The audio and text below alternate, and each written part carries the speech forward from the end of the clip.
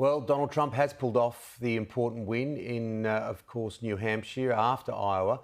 But his sole remaining challenger, Nikki Haley, has said she's not going down without a fight. And we just heard her there again. Joining me is Larry Sabato, Director of the University of Virginia Centre for Politics. A very good morning to you, our time. Donald Trump wins New Hampshire, but is it all good news for him? Well, it's good news in terms of the nomination. He is very, very, very probably going to be the nominee, and I might drop the three verys. I think there's really nothing that Nikki Haley can do at this point. But in our system, candidates don't drop out until the donors tell them to drop out. It's really that simple. As long as money is coming in, you continue your candidacy. When the money stops, you get out. And at this point, her donors actually want her, for the most part, to continue. They want her to go through South Carolina and possibly all the way to Super Tuesday, where you have more than a dozen states voting on the same day, which is March 5th. So this could be a little longer than expected, but it isn't going to determine the outcome, which is preordained now.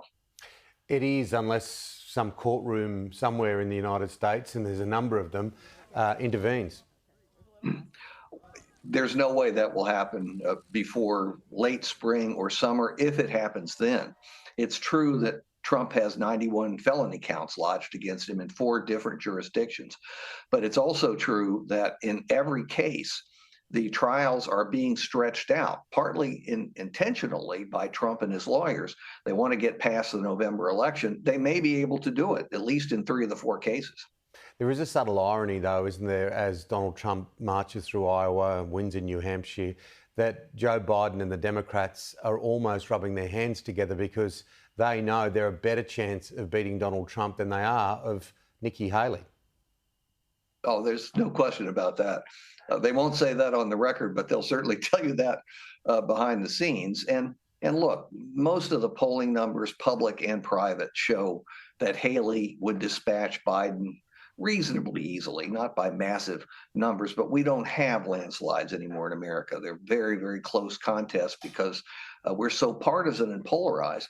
But Haley would do better against Biden than Trump would. But that's not to say that Trump can't beat him. And most of the good polling results, in my view, show it's essentially an even contest. And if anything, if anybody has a nose ahead right now, it's Donald Trump. But there were some signs out of New Hampshire in and around independents showing a worrying sign for Donald Trump. Yes, he's not appealing to the key swing voters, independents. Now, we don't have an enormous number of independents. The polls say we do, but the fact is they're hidden partisans. They're Democrats who say they're independents, they're Republicans who say they're independents, but they almost always vote for their real party.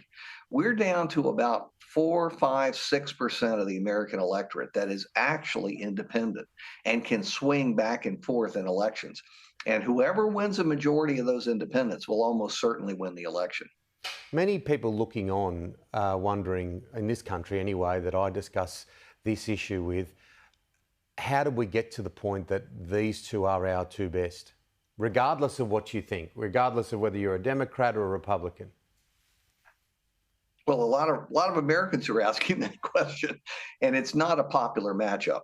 About 70% of Americans prefer another matchup. They would prefer that these two weren't running. But it is what it is. Our system is what it is. Anybody could have run.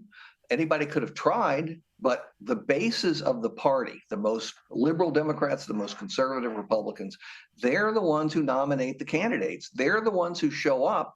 If the moderates had shown up, they could have nominated 2 different candidates, but they didn't. What do you think middle America thinks? Because we have compulsory voting here. You don't. Well, personally, I'm in favor of compulsory voting, but I'm in a small minority. And so people under our system are free to exercise their franchise or not. They will all complain after the election is over, or even before the election is held. But essentially, it's up to the individual. And if individuals feel strongly enough, they'll turn up for their candidate, their party's candidate, or vote for one of the 2 candidates. But if they're disillusioned, then they won't, and it's possible that we'll have a lower than expected turnout in November, though I think it's too early to conclude that.